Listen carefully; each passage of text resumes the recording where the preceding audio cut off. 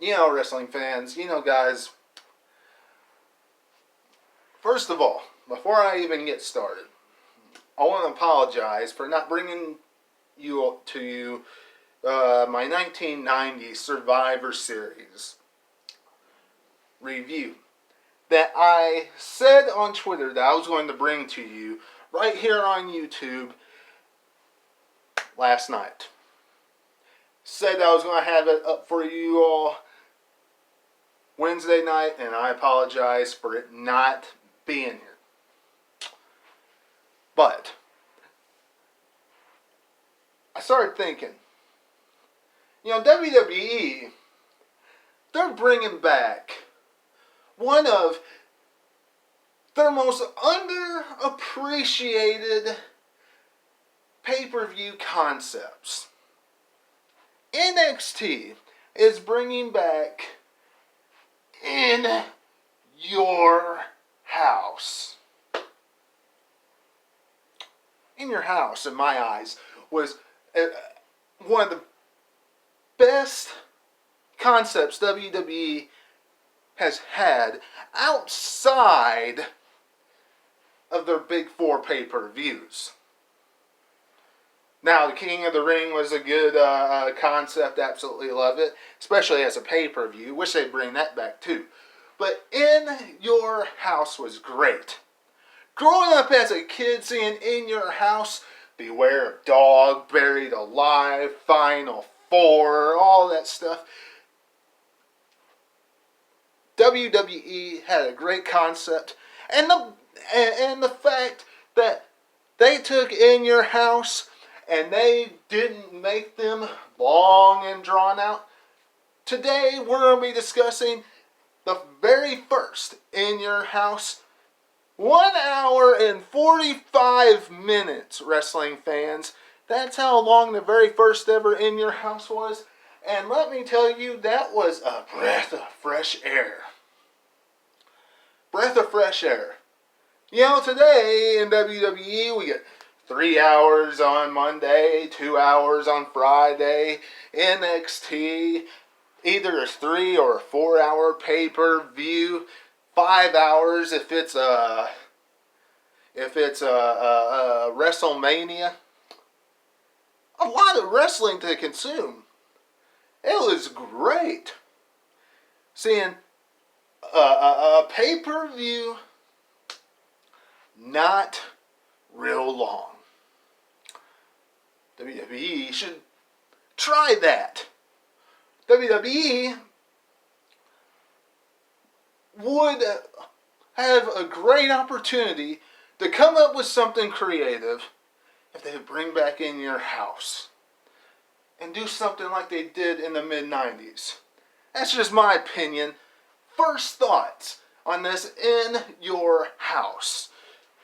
Just the name alone, wrestling fans. Now, before we get started about the very first ever In Your House, you all do what you need to do right now, and that's becoming a subscriber today. Make sure you do that, and make sure you hit that bell button so you get all notifications. Follow me on Twitter as well, at 2007 Webby. It is appreciated. And leave me a comment and a big thumbs up as well. Thank you very much if you do so. Now, let's dive into the very first ever In Your House. Because this In Your House was, in my eyes, a great stop. A great stop, a great buffer in between the King of the Ring and WrestleMania. You had WrestleMania, you had In Your House, and then you had the King of the Ring. WWE used that really well. As we know back then, they were trying to build up Savio Sid in the $1 million corporation, $1 million man trying to build himself a group that was going to bring him the WWE Championship. something he never could accomplish when he was an active performer on the main roster. Never could accomplish that. So he gets Psycho Sid after Sid turns his back on Shawn Michaels from being Shawn's bodyguard and targets Big Daddy Cool Diesel in the main event of In Your House. Not only that, but we also saw Bret Hart facing not one but two opponents, Jerry Burger King Lawler and Hakushi. Unfortunately, however, we saw Hakushi lose at In Your House. Yes, I am a Bret Hart fan. I will always be a Bret Hart fan. But this was a downfall for Hakushi. As we all know, Hakushi was undefeated going into the first ever In Your House. After he lost, it was da da da da da da da, a downfall for Hakushi because he really did not recover after this. He really didn't. Now, this pay-per-view was built not only the WWE Championship and them giving away a house, but Bret Hart overcoming these odds. 2 matches in one night. Kicked off the show defeating Hakushi, and of course moving on to Jerry the King Lawler, which we'll get to a little bit later on as far as the match is concerned. But, you know, after that explosive, intense, fantastic match to open up In Your House, Jerry Lawler, all throughout the night, eager to just get in the ring and face Bret Hart. Because Bret Hart playing up a knee injury. Just playing up that leg injury. Find out later, nothing's wrong with Bret Hart. Now, from there, we move on to the bad guy, Razor Ramon, taking on not only Double J Jeff Jarrett, but also the Roadie. Probably one of the worst Intercontinental Champions WWE has ever had. At least in the 90s, in my eyes, Jeff Jarrett. Especially when he was playing this from Music City, Tennessee, and all this stuff, right? And he had the Roadie by his side and all this garbage, whatever. It was a 2-on-1 handicap matchup. Jeff Jarrett won the IC strap a month ago at WrestleMania. I really could care less about this matchup. They had some filler in Your House. A lot of filler. But it was still a good pay-per-view overall, if you want to know the truth.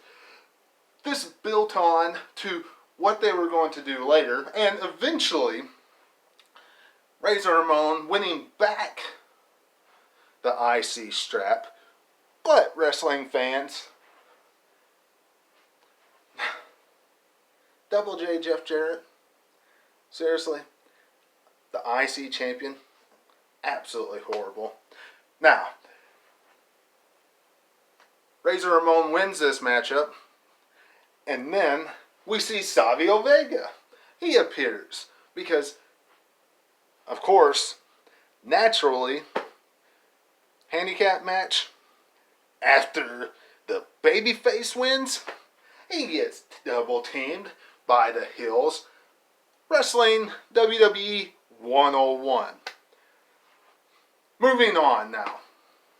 Savio Vega comes in, saves the day, and gets escorted out by security.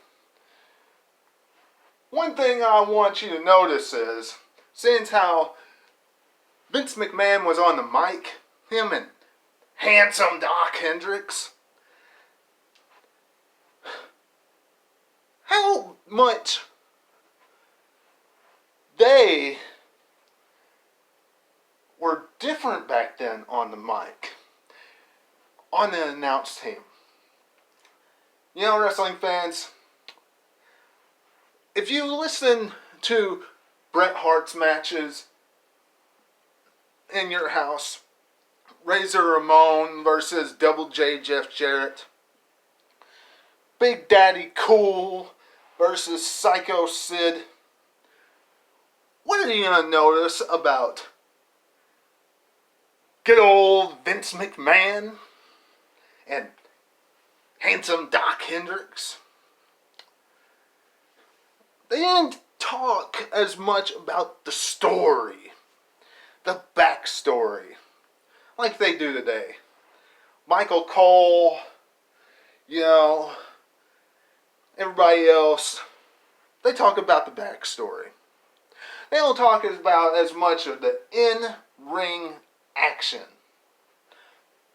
They talked about the in-ring action during In Your House.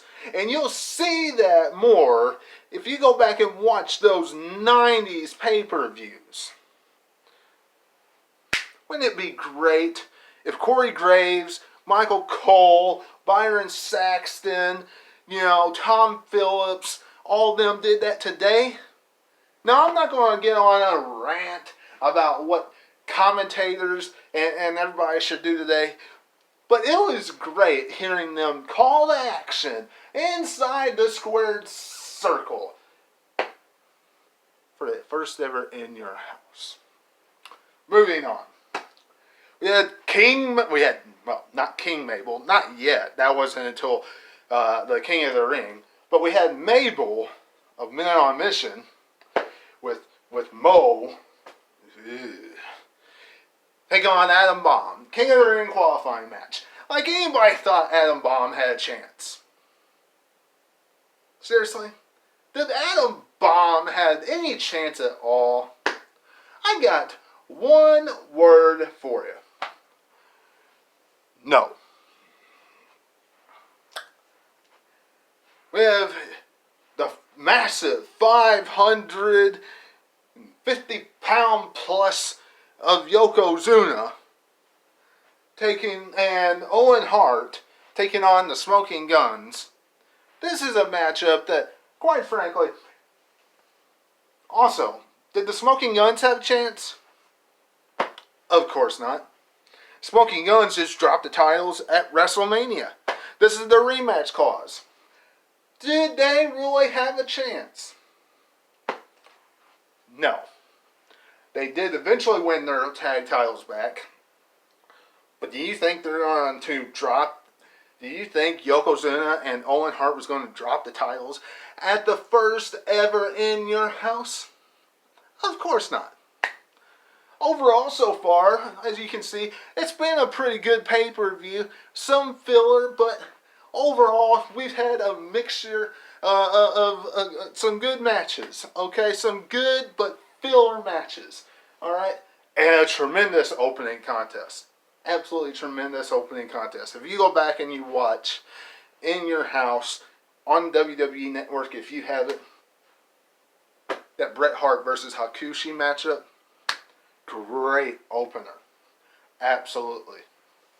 Of course, then we go to Jerry Burger King Lawler. Jerry King Lawler. Everybody was calling him Burger King back then. And he has his mom with him, which looked like somebody that was a lot younger than him. A lot younger. And everybody was saying that, and Vince and Doc and everybody was saying it too. And he was going to win for his mother. He was going to beat Bret Hart for his mother. And of course, this match was nothing more than to continue the storyline so they could go to the Kiss My Foot match and eventually introduce Dr. Isaac Yankem, DDS, and other superstars. And of course, it just was one continuance storyline. Bret Hart lost, but it was because Hakushi helped Jarrett King Lawler pick up the victory. But it was one ongoing storyline that eventually led to the Kiss My Foot matchup. Now, wrestling fans, from there we go to the main event. After the promo from Sid Vicious, from Psycho Sid, that you cannot understand really a word that he was saying. World! Right. Go and check that.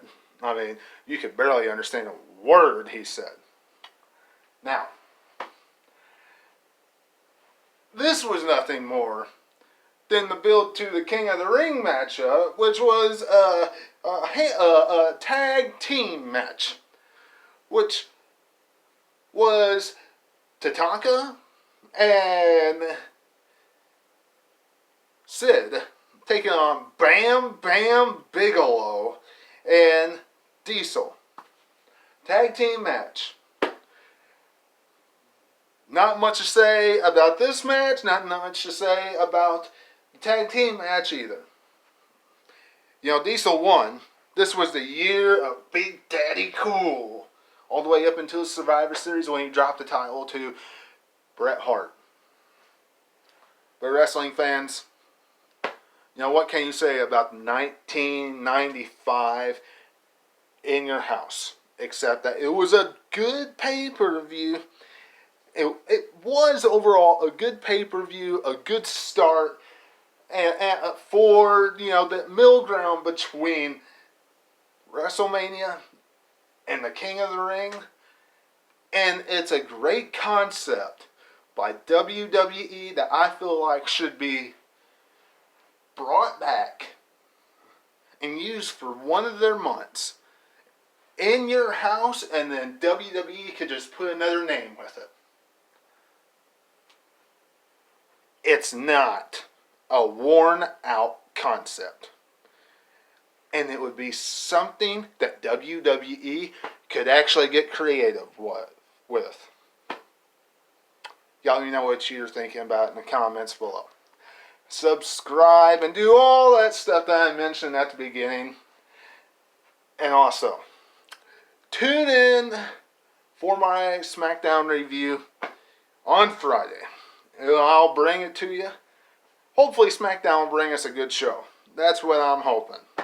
See what they bring to us. Go back and watch anything you missed. And until I see you then, this is Webby, and I'll catch all of you on the other side. Talk to you later.